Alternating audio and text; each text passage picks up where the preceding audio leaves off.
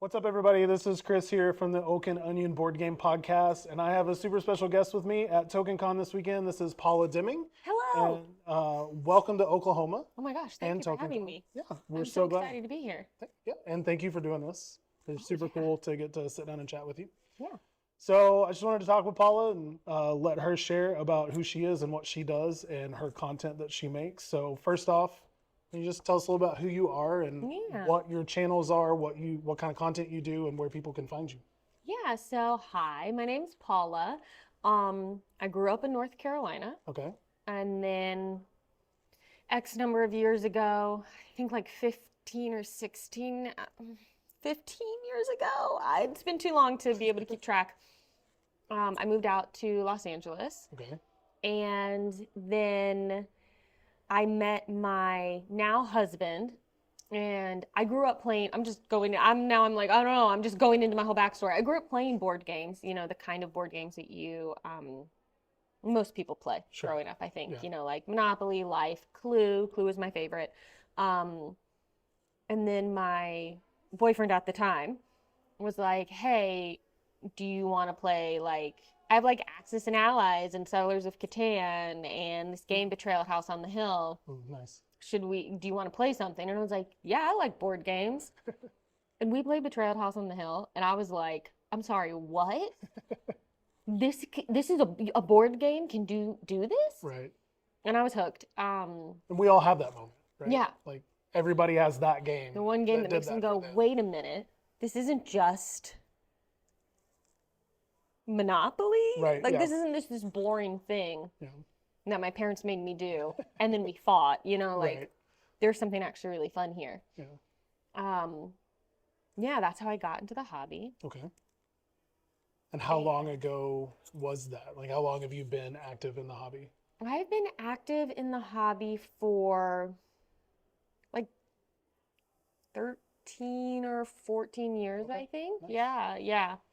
So before the huge rush, late in the 20 I did like teens. right before, Okay. yeah, right before everything really, I think, started kind of like popping off, I feel like, with like Yeah. modern. This is, oh, sorry, Emran. This is like jingling and it's gonna in the microphone.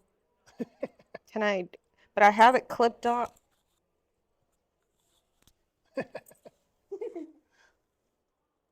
I can edit that out. You don't want to hear it. It's okay if you don't. No one wants to hear the jingling of my lanyard in my microphone while I'm talking. That's a nightmare.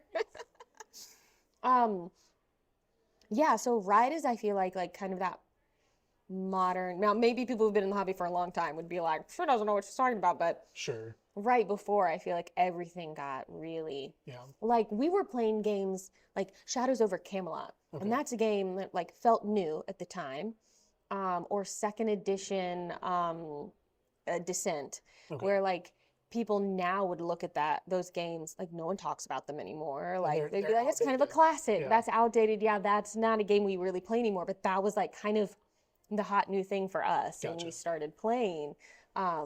So yeah, now it's just, Yeah. gosh, there's so many games. Yeah. Absolutely. I agree. So. Yeah. Okay. So tell us about kind of where you went from there as far Mm-hmm. as when and why you decided to start doing content online. Yeah, yeah. So we had a gaming group that we played with on a fairly regular basis, and it was about 50-50 split, men and women. Okay. And then we started watching content. Like we started watching The Dice Tower. Sure. We watched Shut Up and Sit Down. Man, we were big into Shut Up and Sit Down. Like that was when they were doing a video. That was when it was like I remember when Matt Smith joined the channel. Okay. When it was just Quinns and Paul, and then Matt joined, and they would put out a video like every Friday night or every Friday. And so Saturday morning we would get up and we would watch the Shut Up and Sit Down video. That was like our Saturday morning cartoon. But we're watching all this content and I'm just seeing a lot of men in all of it. And I was like, well, this doesn't make sense because women play board games. My group is 50-50. Right. And there were some women making content at the time, but there were not as nearly as many as there are now. And I wasn't really aware of them. Right. And I moved to LA because I have a background in acting and I was pursuing a a kind of a more traditional acting career. And I had lots of experience making web series on YouTube that no one watched. I did a lot of those. And so I was like, I mean, I could make some videos. Sure. But I didn't want to do reviews. Everyone was doing board game reviews. And I was like, but I don't have like a journalistic background. I don't have, like, I really felt like I'm not qualified Sure. to review a game. And maybe that was just me not giving myself enough credit. But I was like, I don't want to do reviews. People are doing that. Why would anyone care what my opinion is what I thought. I was like, but I do comedy. I mean, we make jokes about games all the time when we're playing them. Right. What if I did some like sketch comedy videos, just some like funny videos, like no, and at the time, almost no one was doing that. Right. You know, this is before TikTok or Instagram Reels.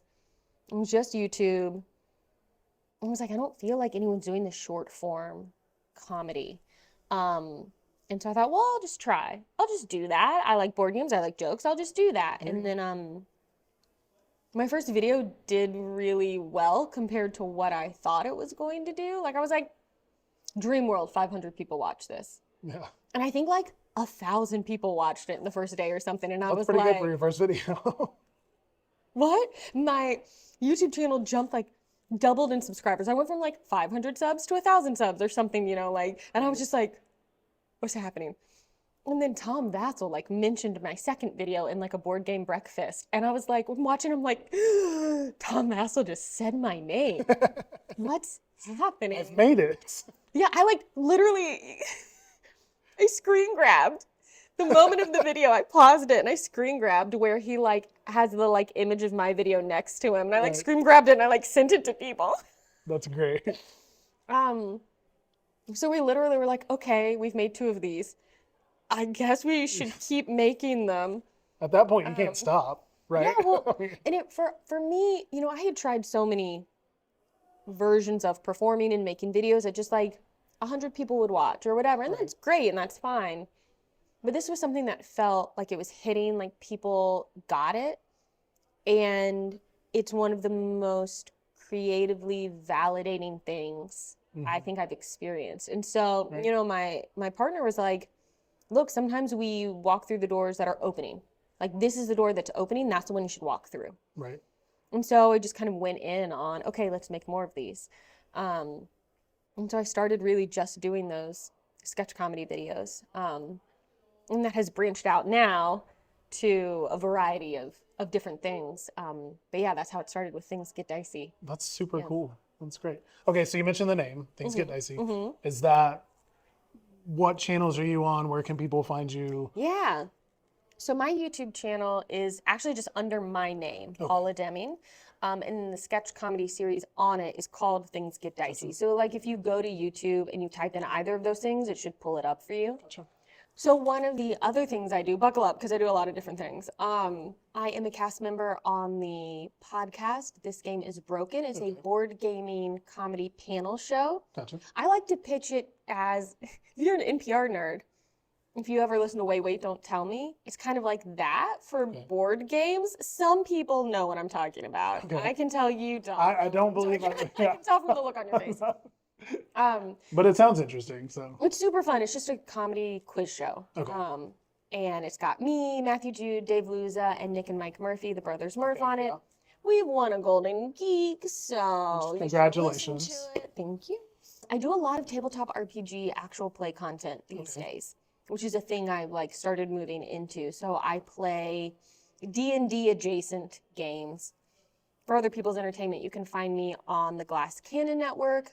I have a Pathfinder show there, and I play a variety of other games with them. Pendragon, another game that I can't say yet, but I'm excited about it when they finally announce that we're doing it. How soon would that announcement come if anybody's interested? I don't know. You don't even know? Okay, I don't let's even know if they want me to say that, but y'all, it's coming, and I'm so excited. Just stay tuned. And I play a ton of Call of Cthulhu. Okay. Which is a Cthulhu-themed horror RPG, which is super fun, and you can hear me doing that on the show Push the Roll with Ross Bryant, and we do improvised Call of Cthulhu sessions where literally like nothing's planned ahead of time. We get like a title for a scenario, and then we just figure it out. It's so fun. That's cool. And gosh, what else? I stream board games on Twitch. Okay. So if you want to see me play board games live, I do that at twitch.tv/Paula Deming. Okay. Oh, one other thing I do, which is not board gaming related, but it is nerdy, Okay. is I have another YouTube channel called Gallifrey Pals, and I do this with my friend Kat. It's a reaction channel, so we sit down and we watch like nerdy TV shows and movies together that we've never seen before. So we've watched Doctor Who and Star Trek and stuff like that. And so if that sounds fun to you, you could check that out. I'm sure I do other things too, and I'm forgetting them, but that's all I can think of in the You moment. do So a I'm gonna lot. stop. I do. Let's be honest. I do too many things, and I need to start paring back for my own sanity. That's fair. Sometimes it's hard not to. I mean, if you enjoy it and you enjoy talking about things, and I mean, and doing it with friends is always more enjoyable, Yeah. right? So, Yeah. I mean, that's why Joel and I started the podcast we started, is because we've become friends. We like talking about games, and it's like, well, Yeah. let's Well, talk about let's games. do this. Yeah. So it's easy to do. So where else can people find you on the internet? Do you have any like Facebook, Instagram, TikTok channels? Yeah. So you can find me on Instagram. It's the only thing on the internet that's not under my actual name. Everything else is under Paula Deming. So my Twitch channel is twitch.tv/Paula Deming. My YouTube is youtube.com/Paula Deming. But my Instagram, where I do post about board games, and I have already posted about this convention there, is Paolo_Bandita,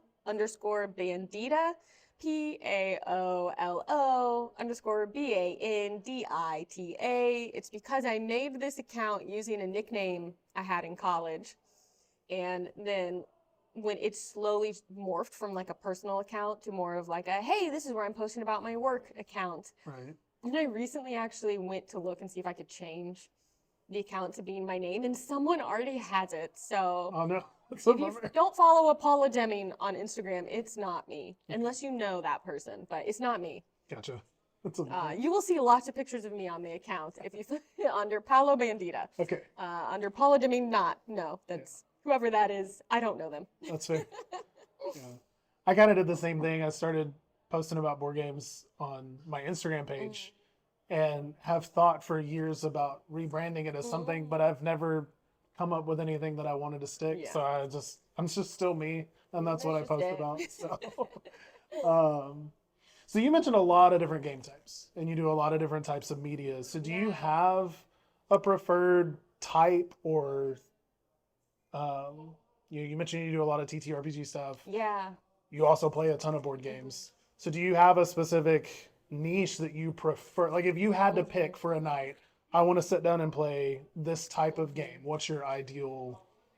Well, I love anything that has a story or a narrative element. I came into this game or this hobby through like the Trail House on the Hill, and that's because, and like I said, growing up, my favorite game was Clue. Okay. And I would act out Clue. I'm an actor, I'm a performer. I love stories, and so anything that lets me feel like I'm participating in a story, I'm always going to be immediately interested in. That being said, my most played game is Castles of Burgundy, which is the most like dry, brown Euro thing in the world. Yeah. So that doesn't really fit that category. My taste is really broadened as Okay. I've played more games, but I do love an Ameritrash game. I want to chuck some dice. I want to like move a guy. I want to see if I shoot and hit, But I also, I love a deduction game. I love like a midweight Euro. Okay. If it gets too heavy, that's a lot for me. So I saw you playing Orloy, Yes. the Prague astronomical clock, I think is the tagline. Yeah. So you said That's on the heavy end. that's a little too much. That's a lot. And I was playing it at 9 a.m. in the morning. I was like, but I did it here at the convention because it's at the Hot Games table. And I knew there's someone who's going to teach it. Right. Someone who knows this game is going to teach it to me. And I'm going to play it.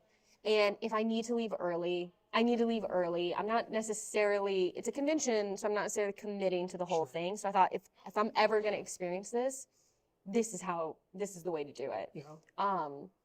And it took me a number of turns before I was like, oh, I should be doing this. Gotcha. So I had a couple frustrating opening turns. But you hung in and finished it. Right? I did actually have to leave early. Oh, you did? Oh, But I bummer. didn't want to. Okay. But I had another thing I had to go to, so I had to leave. We still had like the final round left to go. Okay. And I had to leave. Someone took over my spot. But I would have liked to have finished it out. I think I could have maybe won it. Okay. Maybe. Maybe. In-game scoring, I don't know. That maybe would have been got in the in-game scoring. But yeah, normally that kind of game is too much for me. Okay. Just because I'm learning a lot of games all the time for work. Right. And so when it comes to playing a game for fun, I want something I can learn easily. Sure. Or have it be something someone else is teaching me. Yeah. I'm just like so tired of reading a rule book. I'm so tired of reading a 30-page rule book. That's fair. Yeah. Yeah, we learned Ada's Dream yesterday. What is that? It sounds cool. Is it a lot? It's not as much as it feels like. Like all the actions themselves are very simple. Mm-hmm. There's a lot of interesting timing decisions and trying to figure out how to move forward as efficiently as possible. And I did not figure that out. But I loved the game. And we even talked about would be one that we would add to our collection at some point, maybe cool. if we could find it. Yeah. And just the theme is really cool because it's I about love the theme. like an alternate if Ada Lovelace was respected as a woman in her field and was able to do what she wanted to do, here's how that could have looked. Like, it's just super cool. She's the reason we have computers. Like, come on. Like, Yeah. But society being what it has been throughout history, just like, I mean, and you even mentioned that's part of your journey, right? Like, there's a lot of women in the hobby. And at that time, there weren't a lot of women content creators. Yeah. And they just weren't visible.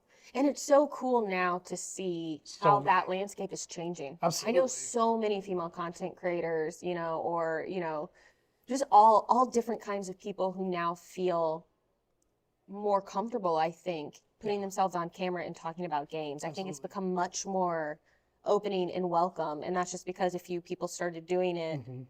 And then you go, oh, well, if they're doing it, maybe I can do it. Yeah. And then it snowballs. Yeah, and 10 years later, here we are, and there's a ton of them out there, and it's great. So, do you have, this may be a really hard question to answer, so if it is, I'm sorry. Do you have a favorite gaming memory? Like, is there a memory as you look back on your roughly 13 years in the hobby that you're just like, this will always be a top memory in my gaming journey? Yeah. I have two that I thought of off the top of my head. Okay. One happened literally yesterday. Okay, nice. So I'll just talk about that because it's fresh. But then I have one that happened at the very first gaming convention I ever went to.